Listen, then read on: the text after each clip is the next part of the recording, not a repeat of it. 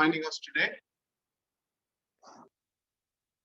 It's a Ramayana is beautiful every time we hear it. Ramayana is beautiful from every single person that we hear. And I have to thank our wonderful Vamsidhari Prabhu for having accepted to join us in Dubai today. He's traveled a big distance coming from Madurai all the way. Though Vamsidhari Prabhu originally hails from Salem and he's been associated with ISKCON now for 20-something years and had a professional career and later moved on to the study of Sanskrit with Gopi Parandan Prabhu and completed his MA in Sanskrit. It's a beautiful speaker for a man his age. Let's listen from Prabhu today on the wonderful topic on lessons from Ayodhya Kanda. I thought it would be very appropriate to have people like Prabhu come in and enrich our understanding. Prabhu, thank you very much for accepting our invitation and joining us here. Hare Krishna. Would love to listen from you, Prabhu. Dandavat Pranam. Hare Krishna.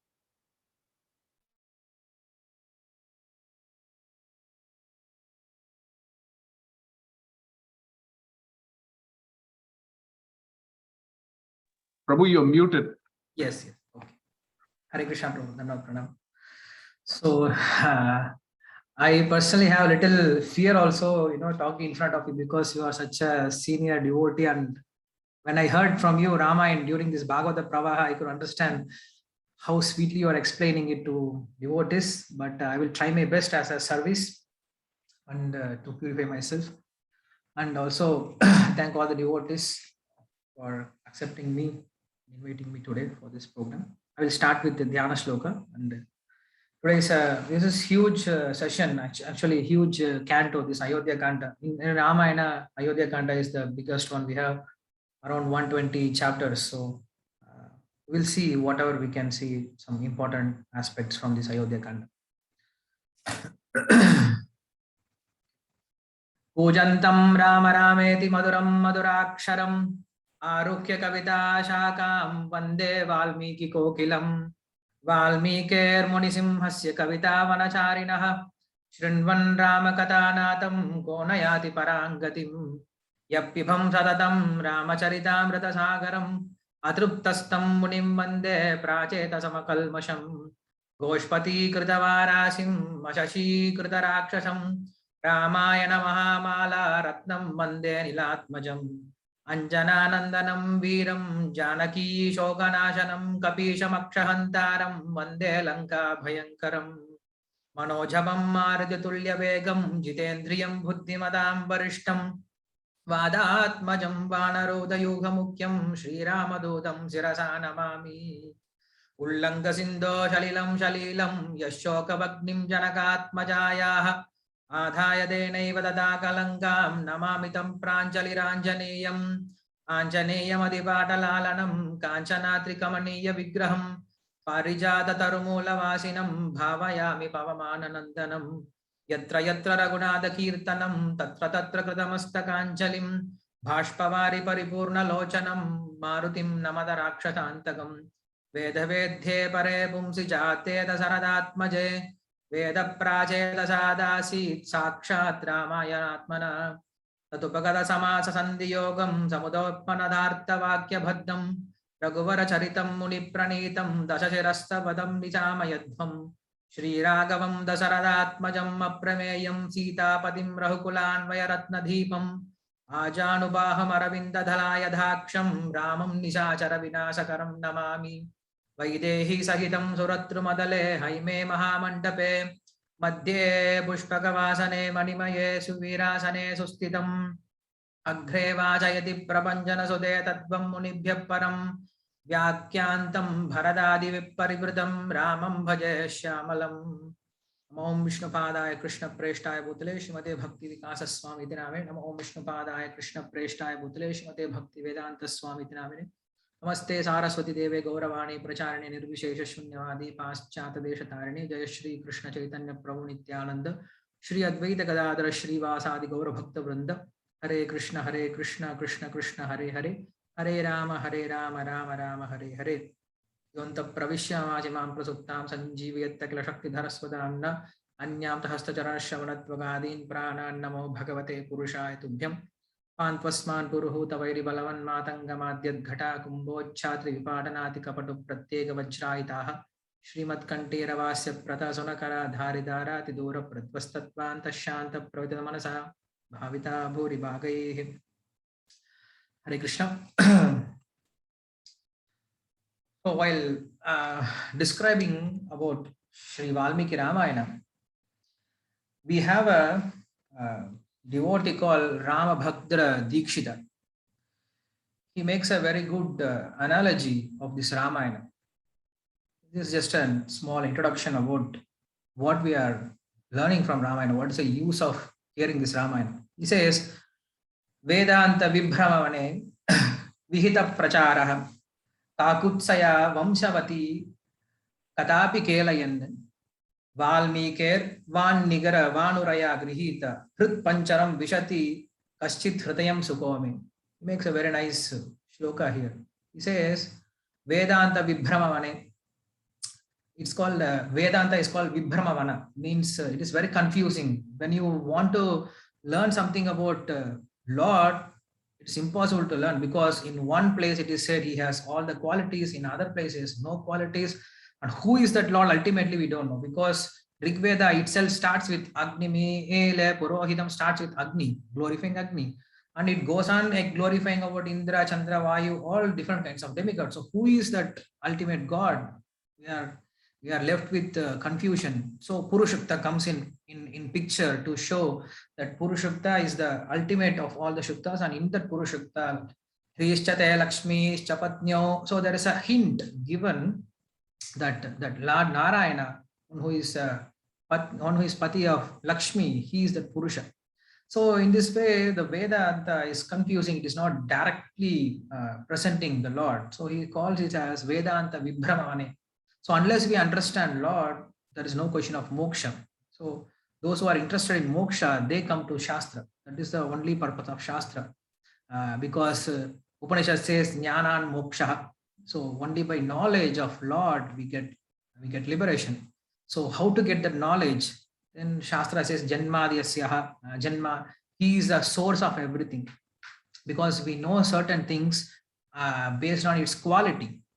If you want to know something, then means you want to know about its quality. So when we ask Shastra itself, can you explain about that Lord to get moksha? Then it says janmadhyasyaha, from whom everything emanates, he is that Lord.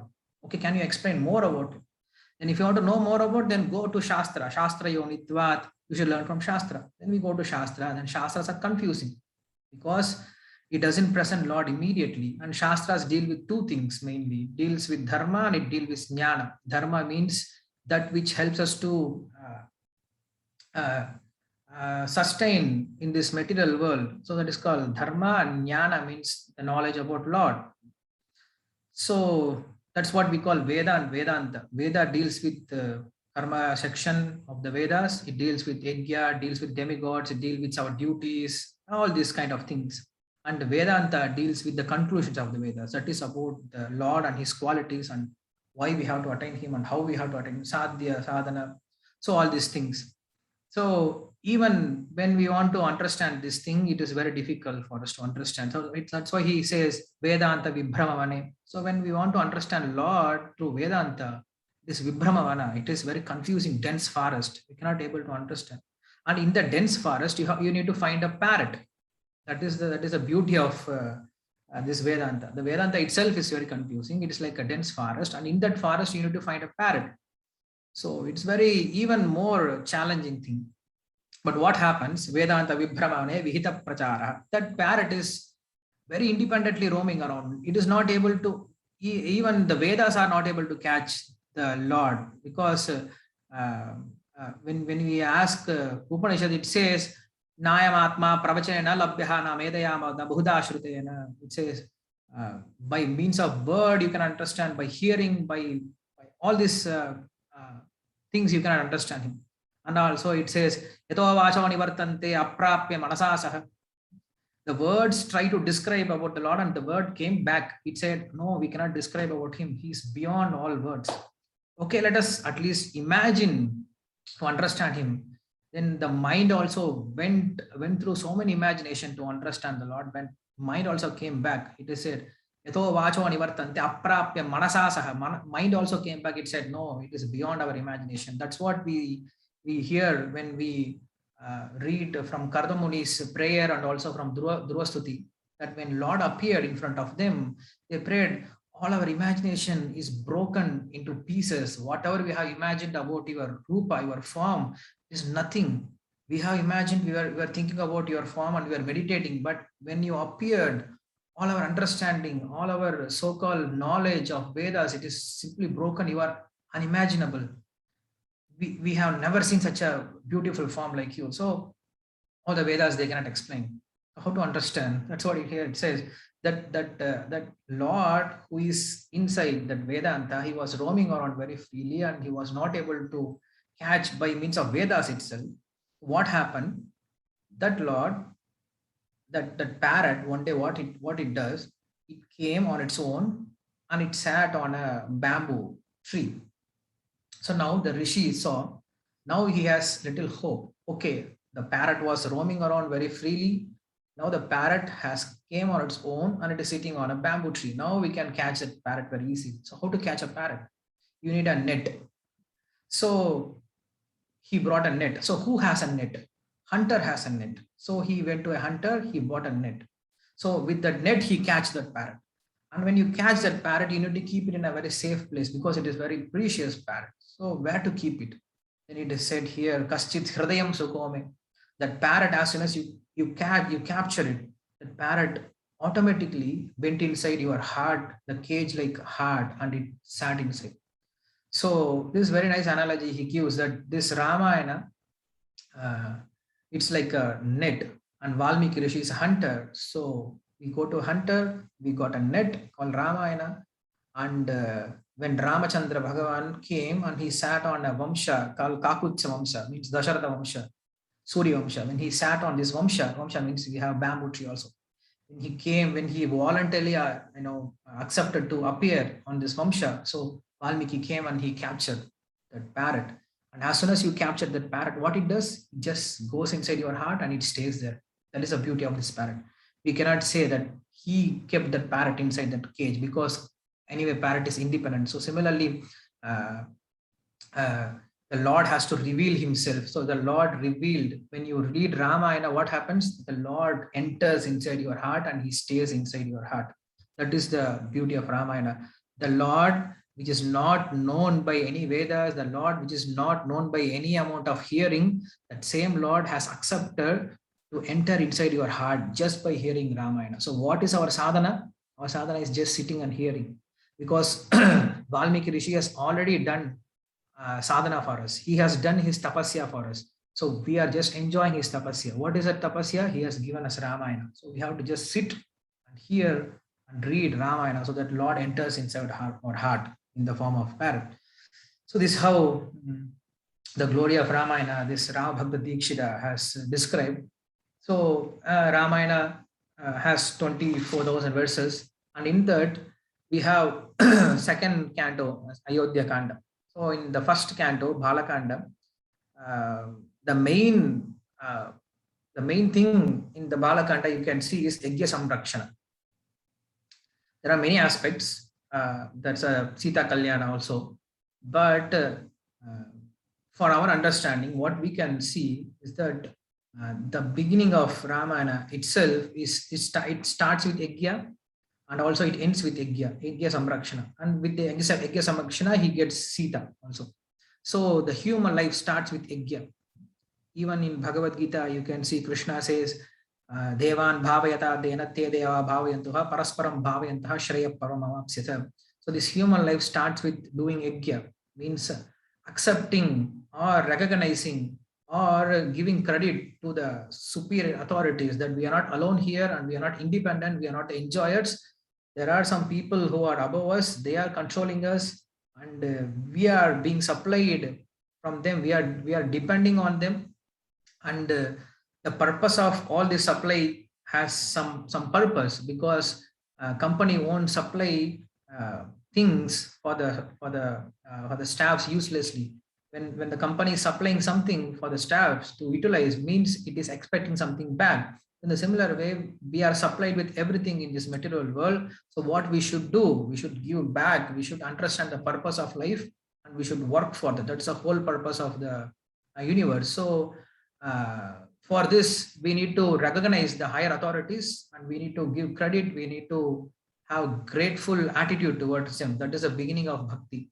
So bhakti starts with this gratitude that God has given us everything. So what we should do, we should at least say thanks to God. That is the beginning of bhakti. That's how bhakti begins. So like this, in the Bhalakanda, we see Yajna Samrakshana. So the human life starts with Yajna Samrakshana. And after that, in Ayodhya Kanda, we enter in the Ayodhya Kanda. So this second canto of Ayodhya Kanda is the biggest one in the Ramayana. It has 119 chapters with 4,294 verses. So as we were speaking in the beginning, that Vedas deal with two things, Veda and Vedanta. So Ramayana also deals with these two things. It deals with Veda and Vedanta. What is that? Veda deals with Dharma and Vedanta deals with the Lord's qualities. So if you read Ramayana, you have two things. Just by observing the Rama's activities, you can learn all the learn all the dharmas. And by looking at Rama's qualities, you can understand the qualities of Supreme Lord. So in Ramayana, you have both Veda and Vedanta. Vedas deal with Dharma Bhaga and Vedanta deals with Jnana Bhaga, means Lord's qualities. So when Shastra speaks about Lord is Sarvagya, Sarvasakta, Sarva Vyapaka, and Sarva Antaryami, Sarva Sulabha, Sarva Saundarya, Sarva Karunika. When Upanishads, when they speak all these qualities, where can you find all these qualities? In Ramayana, you will find all these qualities. So Shastras can explain all these qualities, but in Ramayana, it portrays all these qualities in the form of Lord Rama. So in Ayodhya Kanda, we have both these things. In Ayodhya Kanda, we have both Dharma and also the Lord quality. So in Ayodhya Kanda, there are so many conversations. If you see in Bhalakanda, there are few conversations happen, especially when there is a Ramayana beginning, then there is a conversation between Narada and Valmiki Rishi. And after that, there is a conversation between Vishwamitra and Dasharatha about the supremacy of the Lord. And then there's a conversation between Vishwamitra and Janaka Maharaja. So like this, there are a few conversations happen. And then there's a conversation between Rama and Parashurama at the end of Bhalakanda. But if you see in Ayodhya Kanda, there are so many conversations happen. From the beginning till end, the story is just a sugar coat for people to attract them. But under the graph of stories, there are so many dharma, there are so many sukshma, subtle things for our life. It is it is given there. So we cannot go through all the instructions, but we can just see what are the important aspects, not all the aspects, but whatever is possible within the given time and according to my understanding and according to Krishna's allowance to speak. So in Ayodhya Kanda, the main aspect of Rama's Tyaga, or the quality of renunciation, is glorified. As I said, Valmiki Ramayana has 24,000 verses, and this Valmiki Ramayana is completely based on this Lord Rama's Tyaga, quality of Tyaga, giving up. That's why even when Shukadeva Goswami, when he started to explain about Ramayana in his Srimad Bhagavata, the 9th canto, he starts with this verse, Guruvarte Tekta Rajyaha. Guruvarte Tekta Rajyaha. When he started to explain about Rama, he did not speak about Sita Rama, or he did not speak about the Rama of Dasharatha or Ayodhya Rama or Vijay Raghava, one who killed Ravana or anything else. It starts with this Guruvarte Tekta Rajya. And also when Shukadeva Goswami is glorifying about that Mahapurusha, then he also speaks about this Lord's quality of Tyaga. Tektva Sudushchita Surepshita Rajya Lakshmi Dharmishta Arya Vachata Yartagaranyam Maya Mrigam Dhaita Ipshidam Anvadavat Vande Mahapurusha Te Charanaravindam. So in this shloka also he speaks about this Lord's quality of Tyaga. So what it shows that our life should fill with Tyaga. So Yajna means we are offering something in return, but Tyaga means we are doing it without any expectation. That is called Tyaga. That's a difference between Tyaga and also Yajna. Yajna means knowingly we sacrifice something, expecting there is some result coming behind. But Tyaga means without any expectation, we just do it for the sake of dharma. So that is a difference between Tyaga and Yajna. So here, the quality of Tyaga is mostly described in Ayodhya Kanda. And if you see, Rama had lived for 11,000 years. Totally, the Lord Rama's descendant and his rule was about 11,000 years. That's why if you've seen, you have gone through all these shlokas, I guess. Dasha Varsha Hasrani, Dasha Varsha Satani cha, Pakshyami Manushe Loke, Palayan Prithivim Imam. That Valmiki said, I'm going to explain about that Purusha who had ruled this world for 11,000 years. So that Purusha, Mahapurusha, I'm going to explain about him. So Rama lived for 11,000 years. But if you see whole Valmiki Ramayana, or whomever is describing about Rama, not only Valmiki Rishi, even Kamba, Tulasidas, or any Rishi, any drama, when they want to explain, when they want to describe, when they want to speak about Lord Rama's quality, they just go for this Lord Rama's Tyaga. That's why this 14 years is very important. Valmiki Ramayana is going around this 14 years. Why? Because it is based on this, the quality of Tyaga.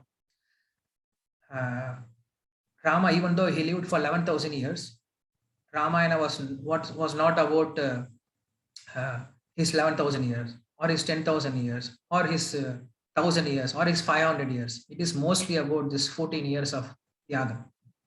What it shows that even if you are living for thousands of years without any the quality of Tyaga, it is useless. Even if you are living for a short amount of time with this mood of Tyaga, it is more appreciable. That's why Chaitanya Mahaprabhu, he lived for 48 years, but he did amazing thing. Adi Shankara, he lived for 30 years. He did amazing thing. Madhvacharya.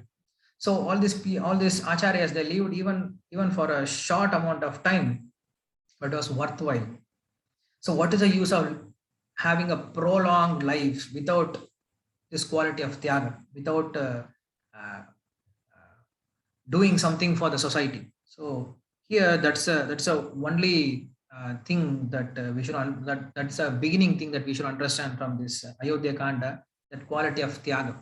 Even Shukadeva Goswami, when he started to explain about the importance of human life, he says to Parikshit Maharaja, Kim pramattasya bahubihi varokshair hanayariha varam muhurtam viditam ghateta shreyasayata.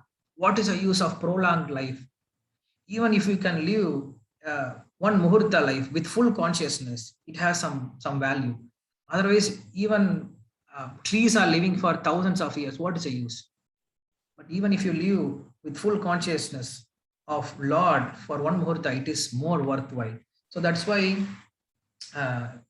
when we are reading Ramayana, we can always connect ourselves and see what we can take in our life. So we are doing so many things in our life, but every day we should count. Okay, today how much time I have given for my Lord? How much time I have given for my Guru? How much time I have this is real tyaga in our day-to-day life. What we can do, we cannot give up our kingdom, we cannot do like Rama has done, but every day we can think about this. Okay, Lord has given me this much, so what I am doing for him. So when we think about this, then it makes some sense about Ramayana. Otherwise, Ramayana happened millions of years ago. What it has to do with us? So always we should try to take lessons from Ramayana. So that's why acharyas, they give commentaries how we can connect our lives with Ramayana. So one thing is that we should have this mood of tyaga, means renouncing, not so much attached.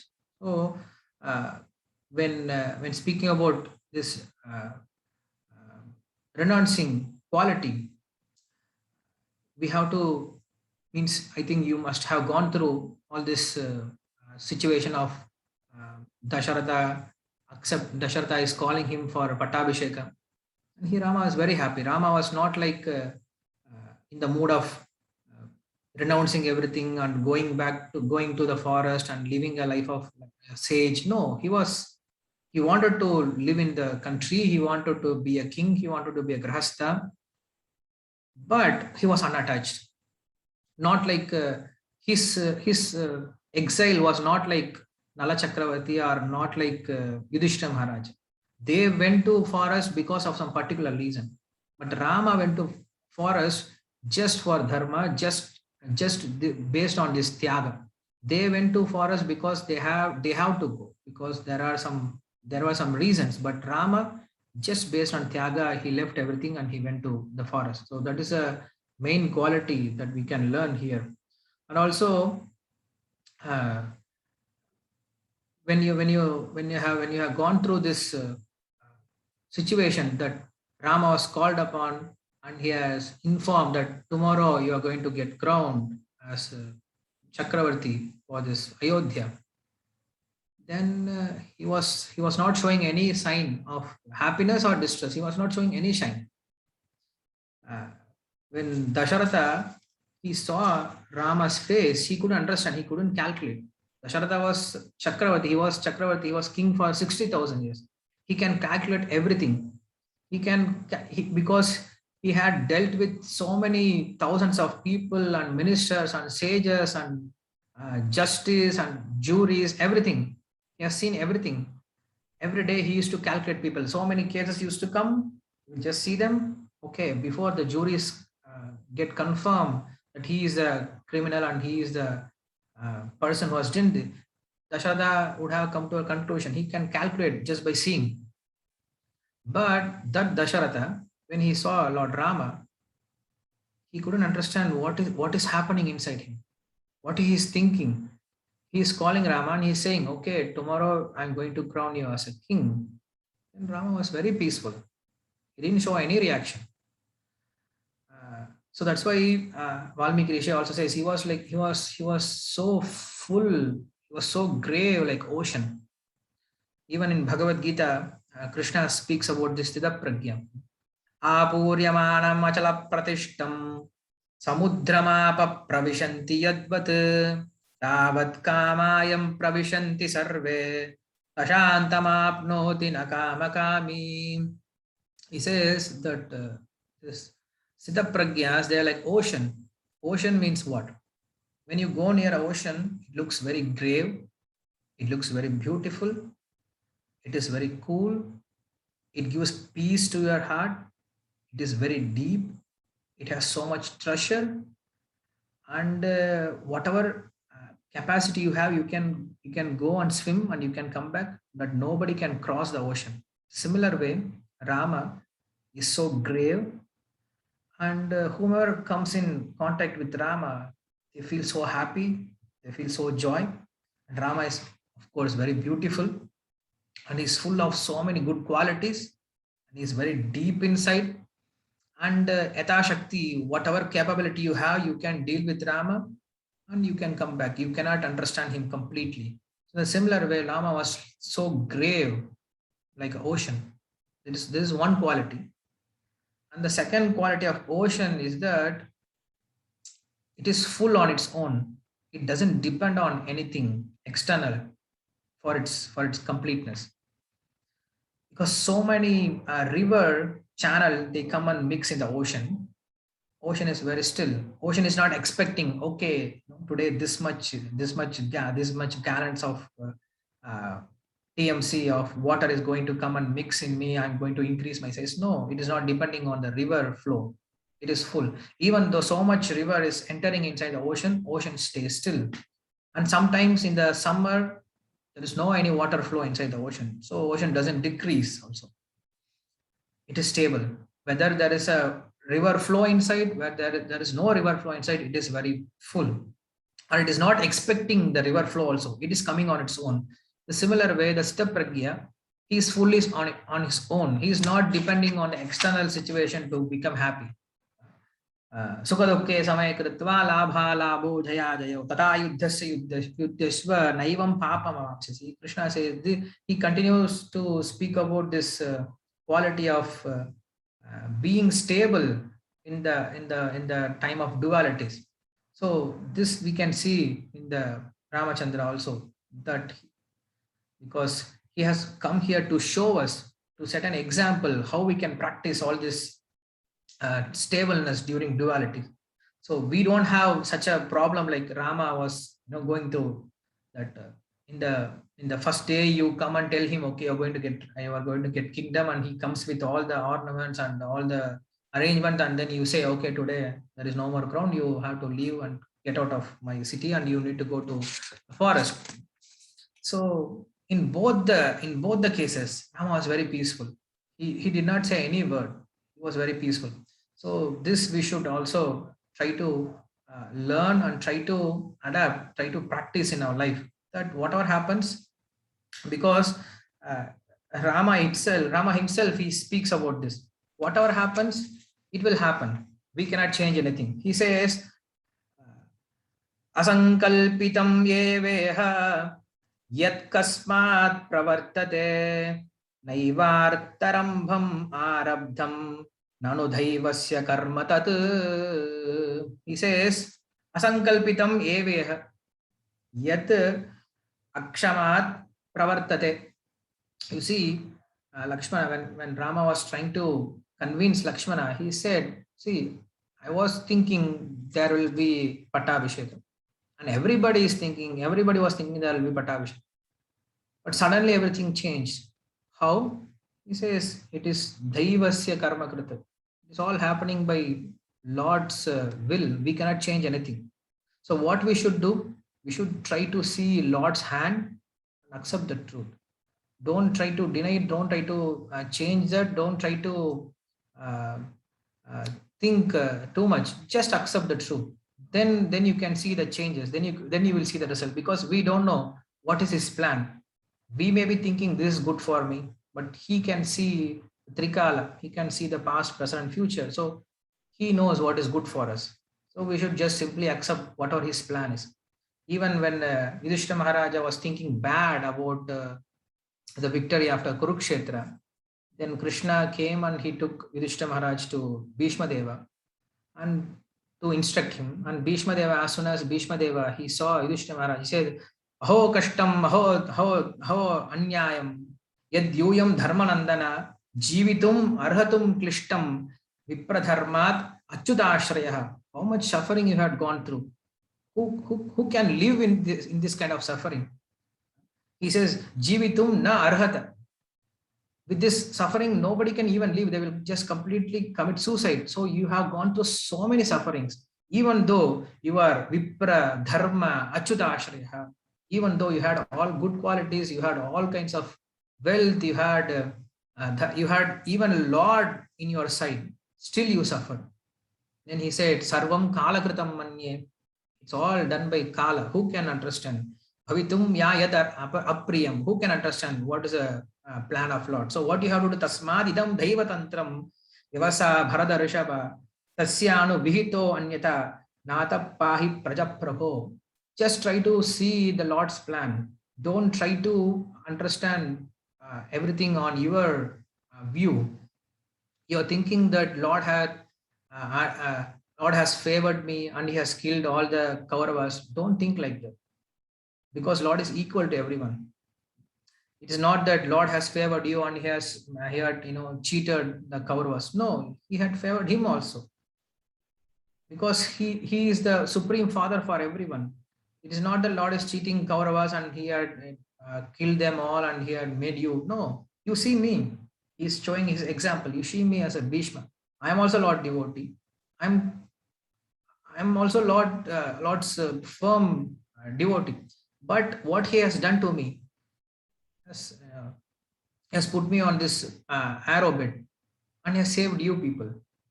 So we both are devotees, but he had thrown me down and he has saved you. So who can understand Lord's plan? So don't think Lord's plan or Lord's activities on according to your vision. So give it to Lord's vision, give it to Lord's plan, and just simply go through the Lord's plan, and you will be peaceful. You will be very happy. So just try to understand this Lord. He is not ordinary human. He is not your friend. So this is what we see in Bhagavata. But here Rama also speaks the same thing to Lakshmana. He says that everything is done by Kala. So try to see the Lord's plan and don't try to think too much about it and get confused. So in a similar way, we should also have this mood of sukha dukkhe samaya kritva. When there is sukha comes, then we should understand this Lord's grace, that he's trying to burn all my punyas. And when there is a dukkha comes, then what we should do? Then we should understand, now Lord is trying to take away all my sinful activities slowly with this dukkha, and I'm supposed to suffer more than this, but I deserve to suffer more than this. But Lord has mercifully decreased my suffering, so I'm suffering this much. So with this understanding, the devotee goes on with his spiritual life. He doesn't stop there, because he has a different goal. His goal is to serve the Lord. When you have this in mind, then all this thing, all this sukha dukkha doesn't affect our ultimate goal. Like when you have a exam happening, when you need to go and attend an exam in Chennai. I have to start from Madurai and I need to reach Chennai. I have an exam there, IAS exam. So while starting, I start from here car, and then while going in the car, we have different situations. Sometimes we used to stop somewhere and we used to eat something and enjoy something. And sometimes when we go, the roads are not good. And sometimes when you try to overtake a person, he starts shouting on you, and there is a speed breaker, and there is a toll plaza. They collect money from you. So we have all these different kinds of situation. We don't stop there. We don't stop in some shop because that hotel the food is good. No, we eat and then we go ahead with our job, with our goal. When there is a problem, we try to finish that problem as soon as possible, and we keep on moving to our goal, towards our goal, because we know our goal. Our goal is to reach there and to give an exam. That is our goal. If you don't have a goal, then you get disturbed every here and there, and then you get stuck and you don't go anywhere. So in a similar way, we should have our goal, clear goal, that whatever happens, I should serve the Lord. That is my goal. I should serve my Guru. So when you have this goal in your mind, so all this sukha dukkha, different dualities won't affect us. That's why Krishna, in the beginning of Bhagavad Gita itself, he says, Matras parashasta kaunteya sitoshadhavakuta sukha dukkada agama apayano nitya tam titikshashva bharata. So this needs practice. Then this needs mercy also of spiritual master. So when you practice properly, when Guru sees that you are very sincere, you are very sincerely trying to do your devotional service in spite of all your problems, then he will give us strength to withstand all our sukha and dukkha, and we can come out of it. So in the similar way, that in this Ayodhya Kanda, we see these two things, and also Dasharatha. Here, Dasharatha was planning to crown Lord Rama, but what happened? Usually we say we should always seek for satsanga and we should not go for dushta sangha, because satsanga will lead us to spiritual life, satsanga will lead us to liberation, and dushta sangha will lead us to ignorance, and it will lead us to sinful life. But here in Ayodhya Kanda, we see that this Dushta Sangha not only makes our way to hell, but it spoils our family life also. Just imagine the Dasharatha's family. The Dasharatha's family's whole world is his family, and it is not run by some 3 4 foolish people. Dasharatha is himself is a he himself is a Rajya.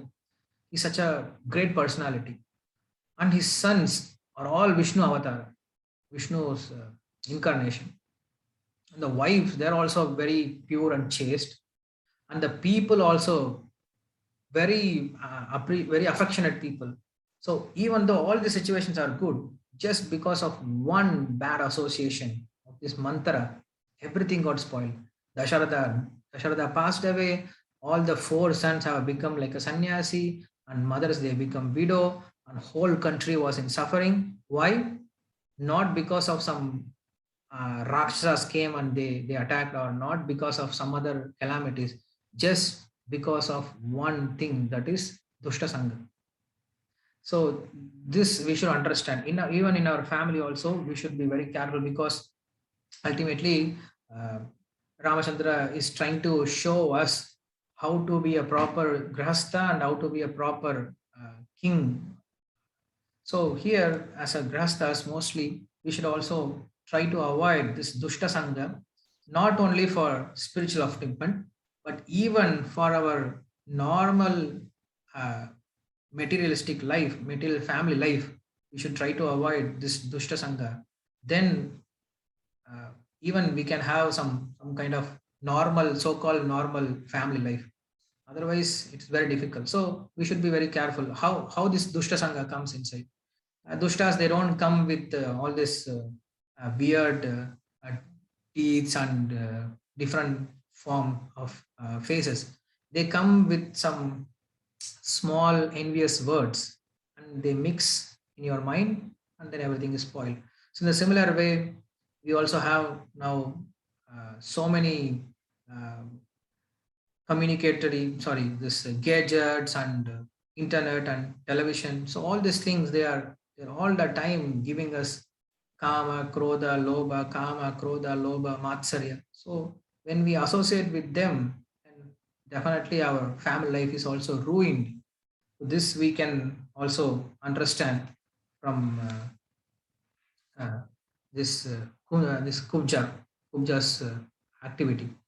And also one more thing is that when Rama he said, okay, now I'm going to go for the forest. Then Kausalya, he informed to Kausalya that I'm going to go for forest. Then Kausalya, she said, why you want to go? Because father said, so I'm going. Pitruvakya paripalana. Father said, so I have to go. Shastra says, Matru Devo Bhava, Pitru Devo Bhava, Satyam Vada Dharmanchara. So all these things I have learned in the Gurukula. So I need to follow father's instructions. So I'm going because father has given me this order. Even father has not given his order. Even when Rama went to see Dasharatha in the morning, then Kaikeyi, she orders, okay, Rama, father cannot talk now. I'm going to tell you one thing. You should first promise me whether you will do it or not. And Rama felt very bad. Why are you speaking like this? How can I disobey your word? Just tell me what I should do. Then she says there's 2 moons, and Rama was okay. That's it. So for me, one thing is pinching. What is it? You don't have to say Dasharatha has said and this boon, that boon. No, you don't have to say all these things. You can say directly. Even if you say I will listen, it is not that after this boon from Dasharatha and I'm going to follow all this thing. No, even if you say you are my mother, so even if you say I'm going to follow all this word, you don't have to bring Dasharatha Maharaj's father words, all these things. I will follow your words. So that was Rama's quality. He was ready to serve the parent, and in any situation he was not disturbed. So when in Kamba Ramayana, when he was trying to glorify the Rama's face, when he heard about the Pattabhishek, the crowning, he says the Rama's face was just like lotus. When he heard the news that you are going to be a princess, tomorrow we have coronation, then Rama's face was glowing, was blooming like lotus. Now he heard this news that you don't have any more coronation, now you need to go to forest. Now how Rama's face is now? Now he has to say something more. And what is more than lotus? What is going to say? He says, Andrupurta Tamare Ventratamma. He says that face of Rama when he heard the news that he has to go to forest, then that face has won the beauty of that lotus. Before he just compared it is like a lotus. Now his face has even exaggerated, even he has gone above the beauty of the lotus. So that's how Rama reacted. He was not at all disturbed. And when Dasharatha, uh, yeah, when Dasharatha when Kausalya was saying this, then Kausalya said, "Okay, you are going to follow your father's word. That is okay." But Shastra says, "Matru Devo Bhava, Pitru Devo Bhava." First, it says, "Matru Devo Bhava." You should worship your mother first. You should obey your mother first. So I am your mother. I am saying you don't go to forest. You stay here, get coronated, and be a king, and stay with me. Then now Rama is saying, okay, I have to follow mother's word, but who is mother? Mother means one who follows father's word. If you don't follow father's word, if you are speaking something against the father's word, then you lose the position of mother. Then how can I follow your word? Then Kausalya cannot speak anything. Then she understood Rama is not ordinary person. He is Dharmasya Pravur Achyutah. He is a Dharma personified. Nobody can teach him Dharma. So he is teaching everyone Dharma. Then he comes out, and then he goes to Sita. First of all, he has to convince Kausalya. Then mother accepted. Then Lakshmana was jumping up and down. Then he pacified him by saying different. You might have gone through all the instructions by Rama to Lakshmana. So many good instructions are given. Yes, I'm paraphrasing. So he understood that it is Lord's will. So we'll go with the Lord's will. Don't exaggerate too much about this. Then Lakshmana accepted. Now Ramachandra goes to Sita with a little shy how to explain to her, because she's not from our family, she is from different family, and how she will take this when I'm going to say that I have to follow my father's word. It is my father has promised something for my mother, and I have to follow this. How she is going to take it, whether she is going to take it proper way or she is going to criticize, because usually it happens when there is a problem, immediately daughter-in-law starts criticizing the father-in-law and mother-in-law. So it happens. So in the family, how to keep the respect of our family. So keeping this in his mind, he goes inside the house with a little shy, and then he starts speaking to Sita. He says, Kule mahati sambhute dharmagne dharmacharini shrunu janaki yena abhyagatam kramayena cha. He speaks very cool. He says, Kule mahati sambhute. Oh Sita, you know the value of the kula dharma. And you are dharmagya. You know the intricacies of dharma. It is not that you know the dharma, but dharmacharini. You follow the dharma also. Shruna Janaki, please hear. Hey Janaki, please hear what I am going to say peacefully. And he says, Kaikeyi has got these two boons, so that Bharata will get coronated and I need to go to forest. Then Sita becomes so joyful. We hear from others, when Dasharatha he heard, he fainted, and when Kausalya she heard, she fainted, and Lakshmana got angry, even Vashishta got angry, people were fainting. But when they were describing about Sita, she was so blissful. He said she was jumping up and she said, I'm very happy, I'm already packing my things. Then Rama is asking, what are you packing your things? What are you doing? I'm going to forest, you cannot come. Then she says, you see, I know all these things before. How you know? Because when my father was looking at my birth chart, the astrologer, the Brahmana, he said that I will have a Vanavasa with my husband. So you do Pitruvakya Paripalana, I will do Brahmana Vakya Paripalana. So anyway, he is also Brahmana, so I should keep his word also true. So you follow your father's word, I will follow that astrologer word. So I will also come with you. Then Rama was not ready to take her.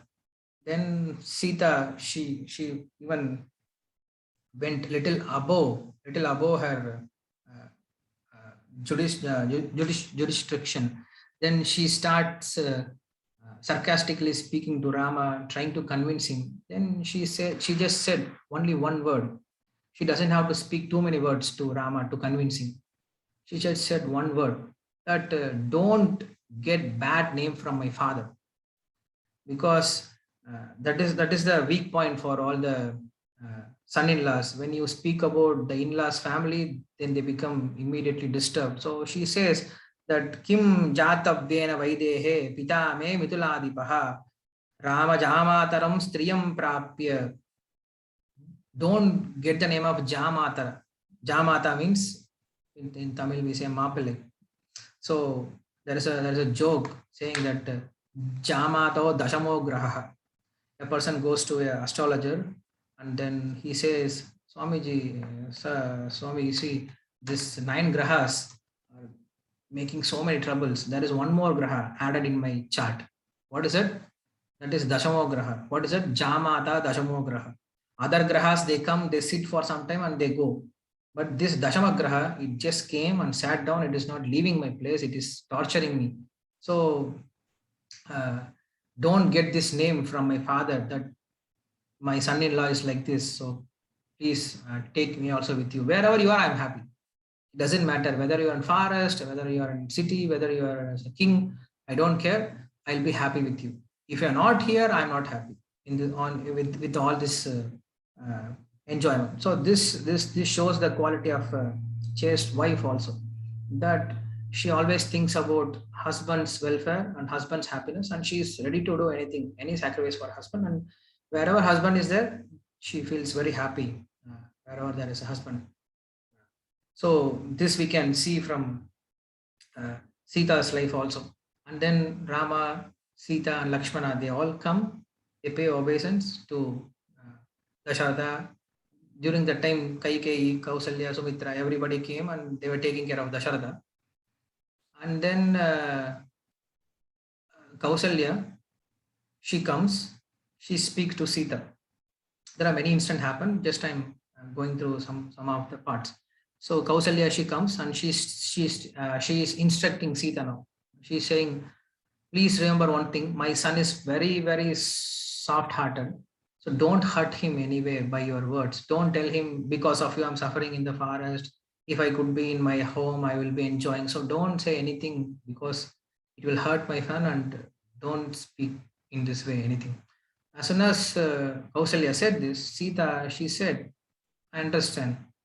I understand the duty of a wife, because in that situation, all this mess, Dasharatha was fainting, and then everybody was angry and arguing and shouting and making their arguments, trying to convince Kaikeyi. So many things are happening.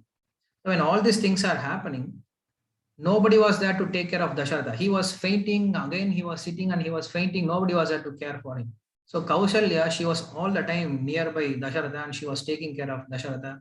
She was trying to give him water and try to pacify him. So it is her son, Kausalya's son Rama. She never spoke a word to Dasharatha asking, why are you sending my son to forest? She never asked a word. Not as a request, not as an order. Why are you sending my son? My son, give my Rajya, I will take my son and I will have my own territory. No, she didn't speak a word. She was all the time concerned about serving Dasharatha, even in that situation. So Sita, she says, Amma, I have seen you. I have seen you how to serve a husband. Even in this situation, you are taking care of your husband very nicely. So this is the quality of Pativrata. and now I know how to serve my husband, so I will serve my husband also in the same way. So after saying this, they all leave from the palace, and when they were leaving, all the people of Ayodhya, they wanted to follow, and they were following to some extent, and at one point of time Rama leaves them in the middle of night and he goes away. So because of too much sleep, they they have to lose Rama. So we should be very careful also. We should not waste our time in sleeping, in our recreation. Our time is very less for our spiritual advancement. So we should be very diligent. We should be very uh, aware of, we should be very conscious of how we are utilizing our time properly in our spiritual advancement. And what happened, the last thing, with this I will stop here. The last thing is that Guha Charitra, because after this we have then Bharata coming, and there is a conversation, and Bharata Maharaj, he comes to meet Rama, and there is a huge conversation, and with Jabali, it is unlimited. This Ayodhya Kanda is unlimited and it's very huge. So I'll just stop with Guha.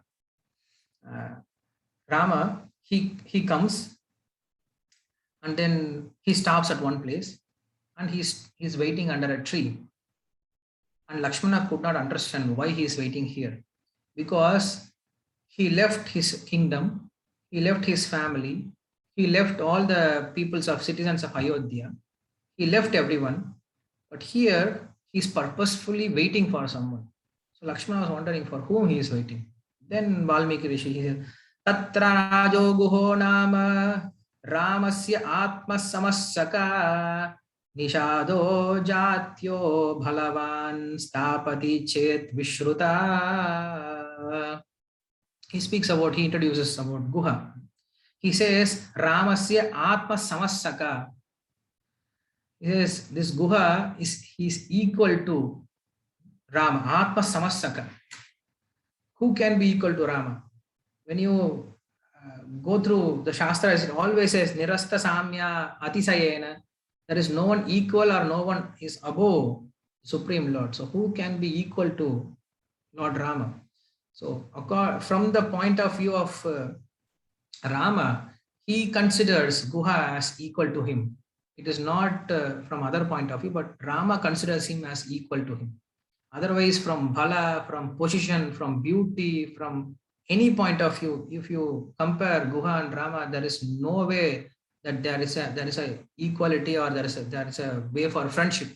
But Rama considers him as a friend, because out of his Vatsalya Bhava, out of his Sakya Bhava. So he's waiting there, and Acharyas explain why Rama is waiting there. Then they say that Rama is waiting there because anyway Rama is now going to the forest, and he will be back after 14 years.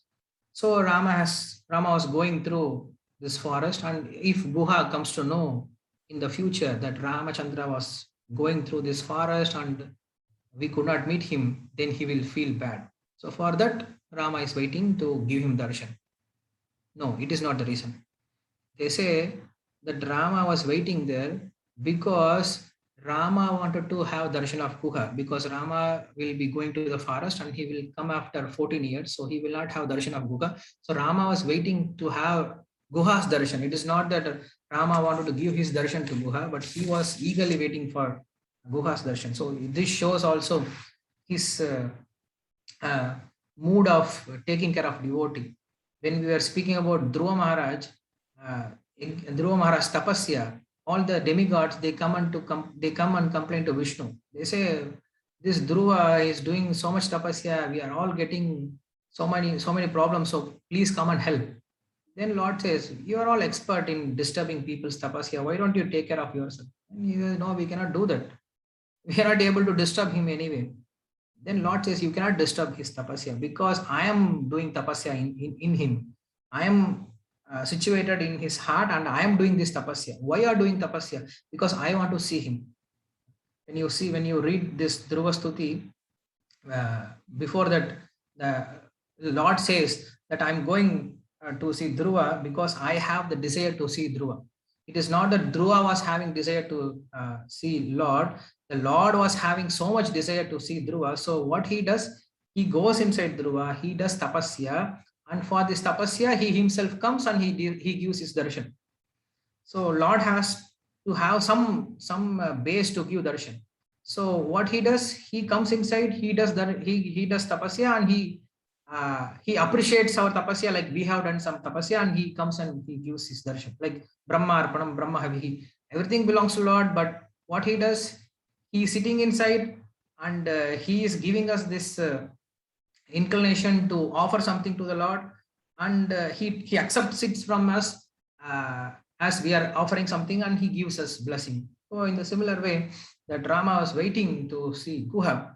When uh, Guha came, uh, it is said that when Guha was coming, I think Tirumangai he was explain he explains about this Guha's meeting with Lord Rama. When Guha was coming, Lord Rama did not consider his background, his birth, his position. He was not considering anything. He was waiting. Then he was waiting, and Guha was coming by running. Was coming by running. Then what Rama was doing? He was not just simply looking. Okay, Guha, you come by run. I will be watching you. No, Rama started running towards Guha. Not alone. Lakshmana was nearby standing like this, and then he pulled Lakshmana. Along with Lakshmana, both of them started running towards Guha, and they embraced Guha. So how it is, how this scenes looks like, why Rama has done it. Then again, Acharyas, they say, even in Dhruva Stuti, we hear this, Satyashishohi Bhagavan Stavapada Padmam Ashistatanubhajata Purusharthamurte Appyeva Marya Bhagavan Paripati Dinan Vatseva Vastaka Manugraha Katarosman. The Lord has come to give his mercy like a cow. Dhruva Maharaj prays. So here what happened? The cow is filled with milk. The milk bag is filled with milk. It is so heavy. So the cow sees the calf. So what cow does? Immediately it runs towards that calf. And it gives complete milk to the calf. And who feels relaxed? Who feels released? The cow feels released. It is not that calf is feeling released, the cow is feeling released. The similar way, the Lord has so much mercy inside. His mercy is just growing, growing, growing. He doesn't know where to release it. And he sees a proper person, so he comes running to give us all the mercy. So in a similar way, Rama was running toward Guha, and he was embracing, and he started to talk. So the Alvar, he says, Rama's arrival itself is a mercy, and his waiting for Guha was a mercy, and he started to run towards Guha. It's again the highest form of mercy, and seeing Guha is a mercy, embracing him is a mercy, and after embracing, it's not enough for Rama. He wants to give more and more this mercy. So it's like you have a rain and the bridge. You have a bridge, and then bridge is going to get filled up, and then in the night time they announce if there is so much, if there is some more rain, the bridge will break, and then water will flood. And then at night 12 o'clock we have huge rain again, and then it breaks the bridge, and there is a huge flood. Similarly, Rama's mercy was just growing, growing, growing, and just break all the bridge, all the barriers, and it just overflooded Guha. So what he did, Rama, he embraced, and then he did one amazing thing. He introduced Sita. Usually you don't introduce your wife to strangers, and especially if you are a Rajakumar, if you are a princess, you don't introduce her to anyone unless they're very close. So Rama, he was waiting for him, he was running for him, he embraced him. With that, he was not happy, he was not satisfied, he wanted to give some more. Then he said, please see this Sita. How he introduced? He didn't say this Sita is a daughter of Janaka Maharaja, or this Sita is my wife, or this Sita is a daughter-in-law of Dasharatha. This Sita her name is Sita. No, he said, this Sita, your friend, this Sita, please see her and see her eyes, how beautiful it is. It's like a deer's eyes. It is very innocent, like a small child. It is moving here and there. So he introduced Sita. Why?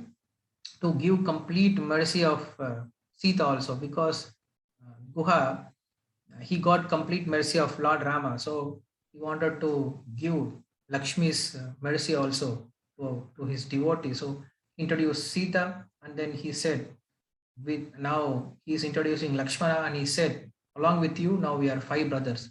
So in this he is showing the quality of Saulabhya. Even though Rama is so great, he was so simple.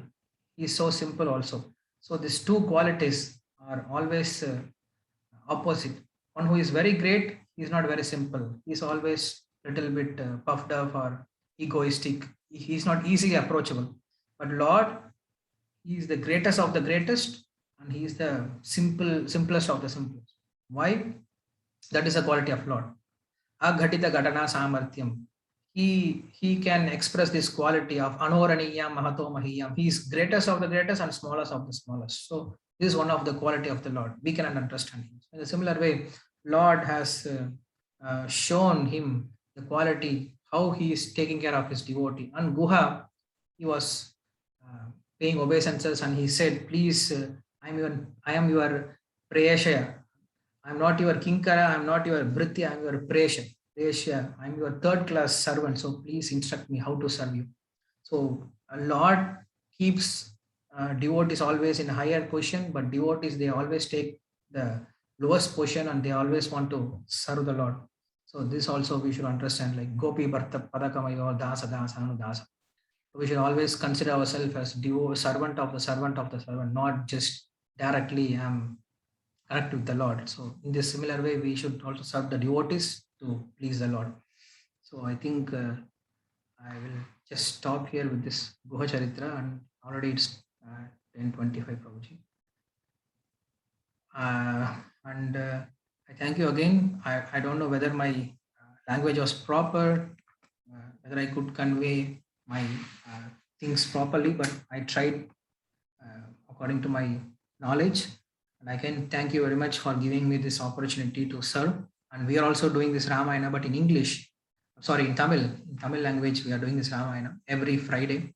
So tomorrow we are going to start this Ayodhya Kanda. Just now we have finished this Balakanda, and tomorrow we are going to start this Ayodhya Kanda. So it helped me also to again go through once more for our class also.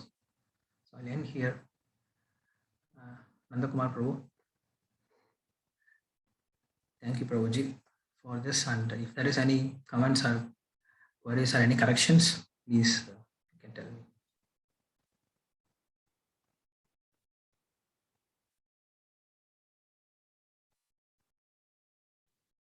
Hare Krishna. Thank you so much, Prabhu. Thank you for this wonderful session.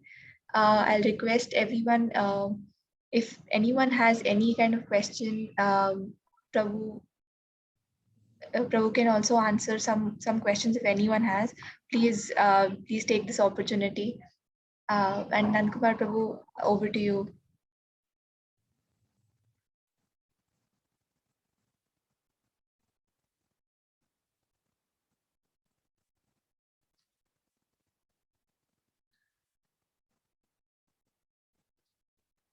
Kumar Prabhu.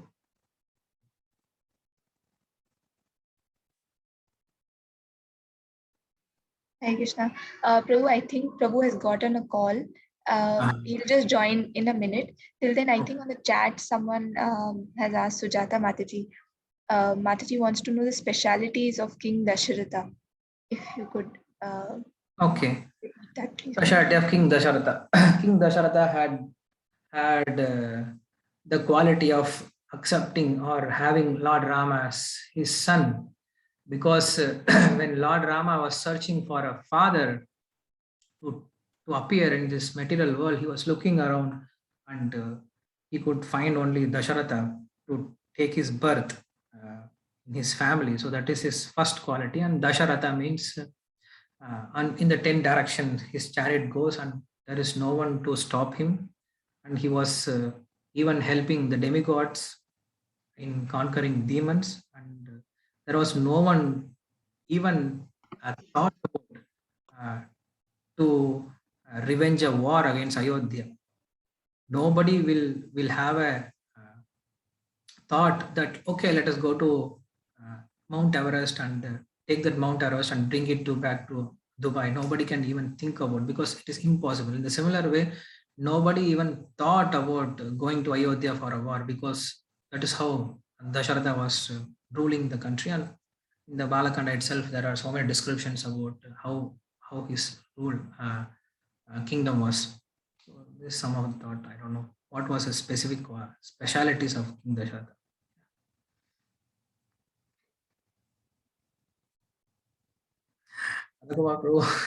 Hare Krishna. Prabhu, a big thanks.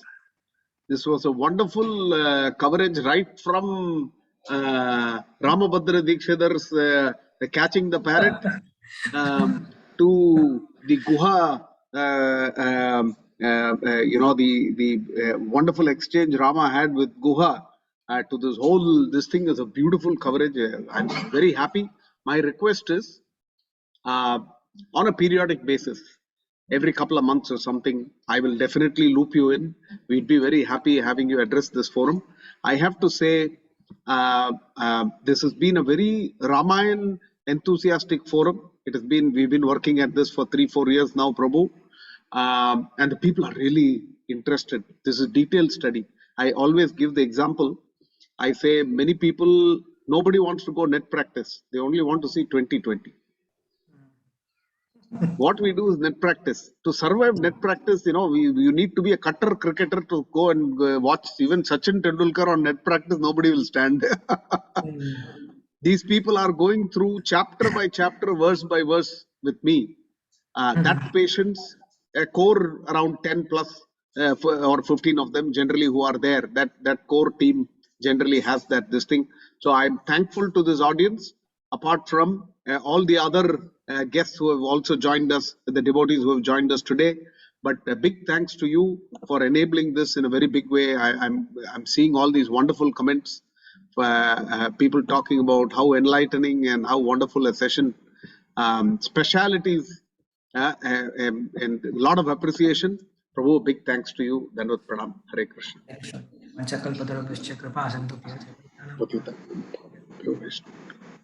Krishna. Hare Krishna. Hey, everybody, can we close with our usual mic on? Everybody, please. Ready to go? Yes. Everybody together. Sita Ram Lakshman Hanuman ki. Okay. A couple of 3 Mahamantras, and then we'll wrap up. Everybody together. Hare Krishna, Hare Krishna, Krishna Krishna, Hare Hare, Hare Rama, Rama Rama, Hare Hare. Hare Krishna, Krishna Krishna, Hare Hare, Hare Rama, Rama Rama, Hare Hare. Hare Krishna, Krishna Krishna, Hare Hare. Hare Rama, Rama Rama, Hare Hare. Thank you so much, Prabhu. Thanks to everybody. Dandavat Pranam, Hare Krishna. Thanks to all the organizers who made it happen. Hare Krishna.